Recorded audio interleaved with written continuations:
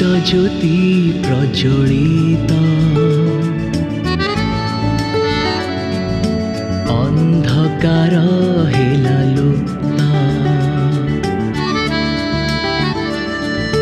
ख्रीष्ट ज्योति प्रज्वलित अंधकार हेला लुप्त प्रतिटी अंतर आलोकित करे जेउ ज्योति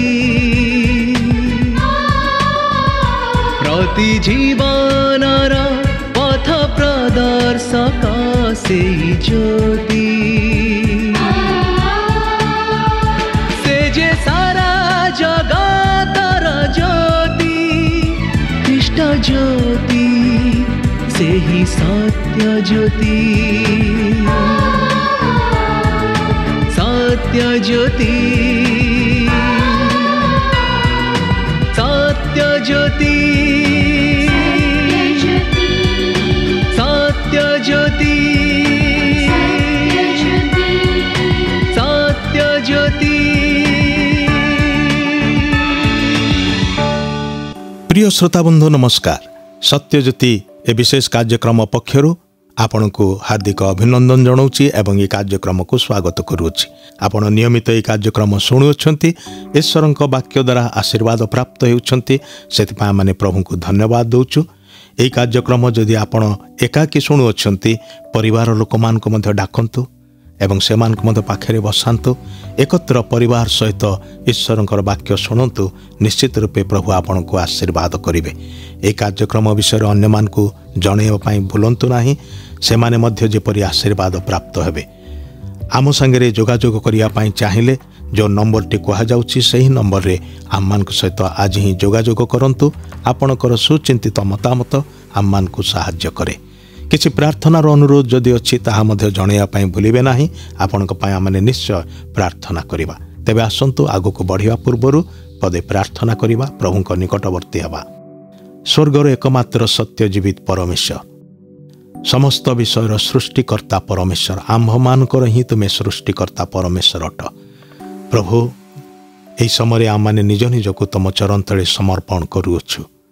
आज तुम्हें आम मान को जहाँ कहवाई चाहूच ताहा कुह प्रभु। जेपरी आम मानकर सबु परिस्थिति रे आमे तुमको जानबू तुमको चिन्हबू तुमको स्वीकार करिबू। तुम्हें जे आम सहित अच्छ यह भूलीजु ना साहाय्य कर। श्रोता बंधु मान को से परिवार समस्त को आशीर्वाद कर। जदि कहीं असुस्थ थाए तुम पवित्र यीशु नाम रे तुम से सुस्थता दियो। जदि कहीं कौन समस्यार घेर थाए से उद्धार कर। विपदर उद्धारकारी परमेश्वर तुम्हें विनाशर रक्षाकारी परमेश्वर तुम्हें अट। प्रभु तुम्हें आम मान को दया कर। प्रार्थना शुणी धन्यवाद दे यीशु नाम रे मागुअछु आमेन। प्रिय बंधु आम मैंने ए दिन मानकरे एक विशेष प्रसंग उपरे चिंता करुछु। ताहा हेउची मंद समय दुस्समय ईश्वर को देखिबा बा ईश्वरंकर हस्तक्षेप को जानिबा। आम माने विशेष करिकी जानू जे ए प्रकार अवस्था आम माने बास करुचु ए प्रकार समय मध्य बास करुचु जो समय सुसंवाद अपेक्षा दुस्संवाद प्रबल मात्रा रे आसुची। चारिआडे नाना प्रकार दुर्घटना अघटन सब घटुची। चारिआडे नाना प्रकार विनाशर विषय सब घटुची मृत्युर विषय सब घटुची। केतेक संवाद शुणिले आम मान को भय एवं आतंक प्रवेश करुची मन मध्य आमे चिंतित हो पड़ुचु। बेले बेले डाक्तर पाखक जाऊ आम मानकर गोटे छोटिया रोग विषय रे किछि परामर्श नेबा पाई फिर परीक्षा निरीक्षा करिया पाई से कहती आम मानकर ब्लड टेस्ट आम मानकर सब प्रकार टेस्ट रिपोर्ट नहीं कि तांको पाखक जाओ तापर रिपोर्ट देखिकी से कहते आपणकर कर्कट होइछि कैंसर होइछि। से प्रकार संवाद शुणिले आमको बड़ डर लगे। केतेक रोग जोटा रो प्रतिकार नाही तापाई औषध बाहरी नाही से रोगटा हेला माने ताहा धीरे धीरे मृत्यु आड़ को भिड़ी निए। आ से प्रकार रोगर संवाद शुणिले आमको बहुत कष्ट हुए डर लगे। कारण आम मानकर जीवन कौ समय चलीजीव केते कष्ट जंत्रणा मध्य दे गति करिवो ए सबु विषय को कल्पना जल्पना कला बेले आम माने भाविला बेले मन निराश हताश हो जाए। किंतु मन रखु आममानकर चारिआडे जो सब प्रतिकूल परिस्थिति प्रतिकूल अवस्था ए प्रकार कि आममानकर व्यक्तिगत जीवन को मध्य जहाँ हंतसंत करुअछि ए सबुर पछरे ए सबुर मूल कारण कौन केबे भाविछंती कि केबे चिंता करिछंती कि एगुड़ाक काहेकि हेउछि? ईश्वरंकर पवित्र वाक्य बाइबल आममान को से उत्तर दिए। वाक्य एक कथा बार बार प्रकाश करा जाइछि जे मनुष्यर दुष्टता ता ऊपर को ईश्वरंकर क्रोध आणे। मनुष्यर पापर प्रवृत्ति एवं पापर कार्यकलाप सबू तार जीवन उपर को नाना प्रकार विपद नाना प्रकार व्याधि मृत्यु आणे। जेतेबेले प्रथम मनुष्य को परमेश्वर सृष्टि कले सेतेबेले मनुष्य को अमरतार निमंते सृष्टि करथिले। से ना मुंड बथा ना ज्वर ना कौनसी प्रकार रोगरे पड़िबो ए प्रकार किछि नथिला। मात्र जेतेबेले मनुष्य से प्रथम मनुष्य ईश्वरंकर अबाध्य होला ईश्वरंकर कथारे चलिला नाही ईश्वरंक विरुद्ध रे पाप कला तद्वारा परिणाम स्वरूप से रोग व्याधि भी उपार्जन कला निज पाई एवं मृत्यु मध्य निज पाई उपार्जन कला। मन रखिथांतु अनेक समय आममानकर रोग व्याधि एवं मृत्यु एटा आममानकर उपार्जित विषय अटे। ईश्वरंक विरुद्ध रे आममाने जहा करियोछु तार प्रतिफल अटे। कारण परमेश्वर सही मनुष्य को जहाँ को से अमरतार निमंते सृष्टि करथिले सही मनुष्य को कहले तुमे धूली रु तैयारी हेइथिल पुनर्बार धूली रे मिसि जिव। अल्पायु हे गला मनुष्य आजिर आयुष को देखिले तो आश्चर्य लगुछि। समय थिला जो समय लोक माने शह शह वर्ष धरी बंचुथिले किंतु आज 100 को पहुँचवा काठिकर पाठ हो जाउछि। बहुत कम लोक अछंती जो माने 100 पाखापाखि जाती। बहुत कम लोक अछंती जो माने 100 परिणत हुअंती एवं 100 को टपिकी जाती। मात्र अधिकांश लोक अल्प आयुषरे मृत्यु मुखरे पड़ती पृथ्वी की छाड़ी के चली जाती। भाई भौणी माने आम माने जानिबा दरकार विवेचना करिबा दरकार। विभिन्न घटना रे आमे ईश्वरंकर दयार कार्य को देखुछु। ए घटना गुड़िक आमको सचेतन करबार निमंते अटे। आउ मु गोटे घटनार कथा ईश्वरंक वाक्यरु कहया पाई चाहूची अब्राहम को जीवनर कथा जहाँकि आदि पुस्तक 13 अध्याय रे लेखा जाइछि। अब्राहम एवं तांकर पुत्रा लोट सेमानक प्रभु आशीर्वाद कले। सेमानकर पशुपल बढ़िला सेमानकर दासदासी माने बढ़िले एते परिमाण रे बढ़िले जे सेमाने एकाठी बास करि पारले नाही। अब्राहमकर दास एवं लोटंकर दास मानक मध्य रे झगड़ा हैला विवाद उपजिला। शेष रे अब्राहम कहले लोटंकु जे आमे आउ एकाठी रही पारिबा नाही। तमे जदि डाहाण को जीव मु बाम को जीवी तुमे जदि पूर्व दिग को जीव मु पश्चिम दिग को जीवी। आमे परस्पर ठारू अलग हवा बरं शांति रे रहिबा किंतु एकाठी रहिले खाली कली विवाद होउछि। आउ सेति पाई अब्राहम आउ लोट परस्पर ठारू पृथक हेले। परस्पर ठारू अलग हबार घटना निश्चय दुखदायक घटना अटे। मात्र एथिरे ईश्वरंकर हस्त को मध्य आमाने देखुअछु।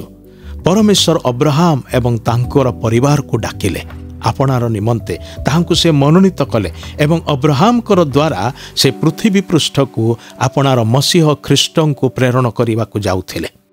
सेतिपाई ए विच्छेद जदिबा अब्राहम को मनरे दुख आणुछि कष्ट आणुछि तथापि अब्राहम को परमेश्वर दर्शन देकी कहउछंती।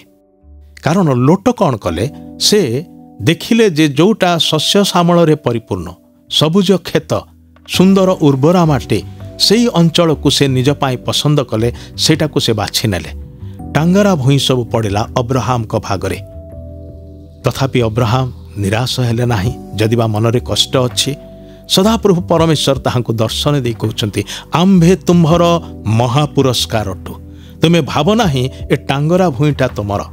आउ से अब्राहम को बाहर को डाकिला कहले तुमे मझिरे ठिया हो तुमे पूर्व दिग को पश्चिम दिग को उत्तर दिग को दक्षिण दिग को अनाओ चारिआडे अनाओ तुम आखि पाइबा पर्यंत तुमे अनाओ आउ ये सब स्थान तुमको तुमर वंश को आम्भे उपहार भाव रे देउछु। प्रिय बंधु एक दुखदायक घटना मध्यरे ईश्वरंकर हस्त ईश्वरंकर आशीर्वाद को आम माने देखुअछु। अब्राहम लोटों को प्रथमे कहले तुम्हें बाछ, तुम्हें जोटा पसंद कर तुम्हें सियाड़े जाओ एवं मु तार विपरीत दिगरे जीवी। उभय परस्पर ठारू अलगा हेले, मात्र सदाप्रभु अब्राहम को परित्याग कले नाही। से ताहांको आशीर्वाद कहले, से कहले आम्भे तुम्हर महापुरस्कार अटु। जदि आपणकर सृष्टिकर्ता ईश्वर आपण को जीवन दे प्रेम करुवा ईश्वर आपणकर पुरस्कार स्वरूप बोलिकी घोषणा करती, आपण को केमिति लागिब?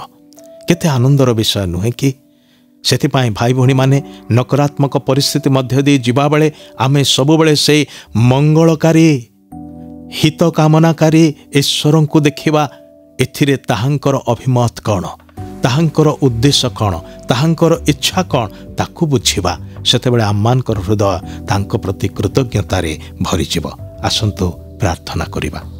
प्रिय प्रभु, आमे तुमर धन्यवाद करुचु। तुमे से दिन अब्राहम को आशीर्वाद कल, बहुगुण रे आशीर्वाद कल।